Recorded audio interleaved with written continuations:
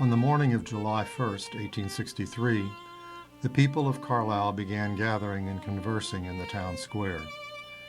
The Confederate troops, now traveling to Gettysburg, left behind an overwhelming mess, which stunned the town of Carlisle.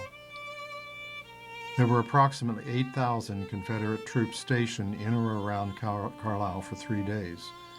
The mess left behind consisted of 80 to 90 animal carcasses, as well as excrement from humans and cattle. They had torn up the railroad tracks.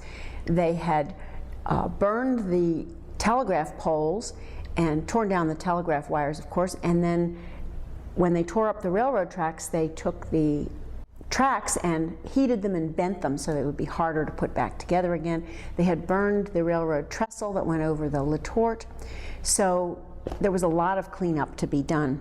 General William Baldy Smith was stationed on the west shore near Harrisburg. He and his men began traveling toward Carlisle after they had received word of a battle beginning at Gettysburg. His men slowly arrived in Carlisle after an exhausting march from the west shore. They came into town and the people of Carlisle were thrilled because now they feel as though their protectors are here. So they brought out food and drink and set up trestle tables in the square and tried to offer the soldiers some rest and hospitality.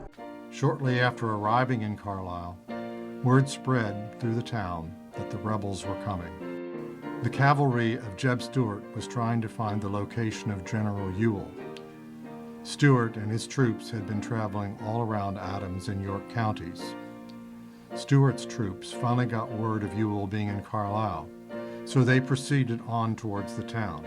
On the evening of July 1st, Jeb Stuart's cavalry arrives from York County.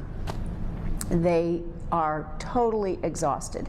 The normal rate of travel for a cavalry unit is about 40 miles a day. If they are pulling wagons, which Stuart's men were because they had captured some Union supply wagons, the average is about 25 miles a day. Stuart's cavalry had traveled 125 miles in the last 24 hours, and they'd had some minor skirmishes along the way. So they were literally asleep in the saddle. After settling on the outskirts of town, Stuart sent in Major Fitzhugh Lee to ask Smith for supplies, as well as to warn him that they would be firing on the town if their needs were not met. Smith called for the Home Guard, consisting of 150 men who were unable to fight in the war. When Fitzhugh Lee sent a courier in to tell General Smith that he expected the town to surrender, Smith is reported to have said, "Shell away and be damned." So he did. Stuart and Lee began shelling the town in the early evening of July 1st, 1863. The shelling continued into the early morning hours on July 2nd, 1863. The shelling ceased when Lee learned of the ensuing battle in Gettysburg. He purposely aimed high and did several rounds separated by some time in between because he was really trying to terrorize the town. He wasn't trying to destroy it, but he was trying to terrorize the town and eventually hope that they would give up. There had been 12 troops and 20 civilians injured, only 2 deaths of Union soldiers. But there had been a lot of damage to buildings. Some accounts say as many as 100 shells that had hit various buildings. Carlisle begins to recover by surveying the damage, putting the railroad tracks back together, and fixing the telegraph poles which needed to be rewired. On July 2nd, a hospital was established on Dickinson campus in Old East and Old West buildings. The shelling is said to have damaged over 100 buildings. Carlisle still has a number of places where the damage is a subtle reminder of the events of July 1st, 1863.